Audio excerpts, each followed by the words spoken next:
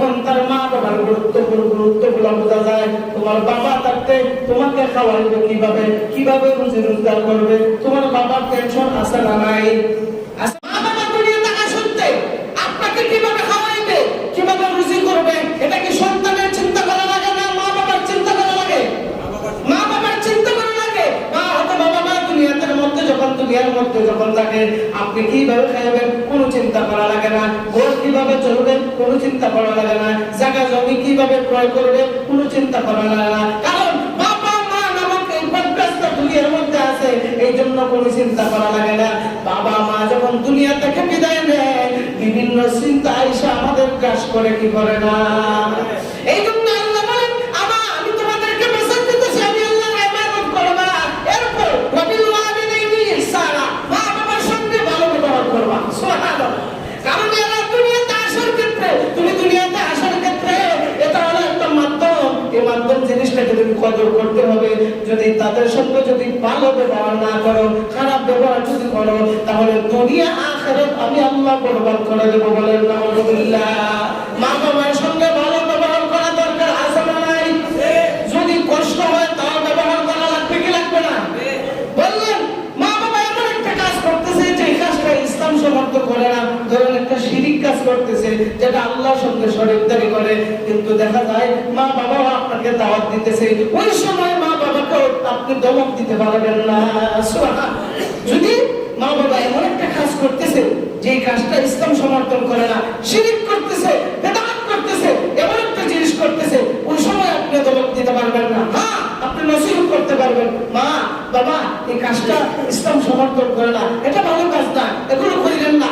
এরপরে যদি আপনার মা বাবা যদি লাইনে না আসে, তাদেরটা তারা বুঝবে, আপনি আপনার তার সন্তান হিসেবে তাকে ভালো দিক থেকে আনার ক্ষেত্রে যতটুকু নসিহত করা, ততটুকু নসিহত করা আপনার জন্য কর্তব্য। সুবহানাল্লাহ। কিন্তু মা বাবার উপর আঘাত করা যাবে না, মা বাবার উপর আঘাত করা যাবে না। আপনাকে এক কেয়ার, এক কানি, এক বিঘা জমি কম দিল, বাড়িতে কম দিল, কোনো জিনিস কম দিল, আঘাত করতে পারবেন না। আপনার হক আপনাকে যদি ফিরায় না দেয়, আপনাকে যদি না দেয়, এর কারণে আল্লাহর দরবারে মা বাবা মানতে পারবে, কারণ এটা সন্তানের হক। আর এটা মিটমাট করে না দিয়ে যদি একজনকে দূর দিয়ে দেয়, আপনি রাগান্বিত হতে পারবেন না, তাকে দমক দিয়ে কথা বলতে পারবেন না, এর বিচার আল্লাহ করবে আপনার হক মাইরা খাওয়ার জন্য। সুবহানাল্লাহ বলে। এই জন্য যত মা বাবা যত খুশি করুক না কেন, তাদের উপর চোখ রাখবে, কথা বলা যাবে? কথা বলেন না কেন? আরে আল্লাহর কথা বলে তাদেরকে দমক দিতে পারবে না।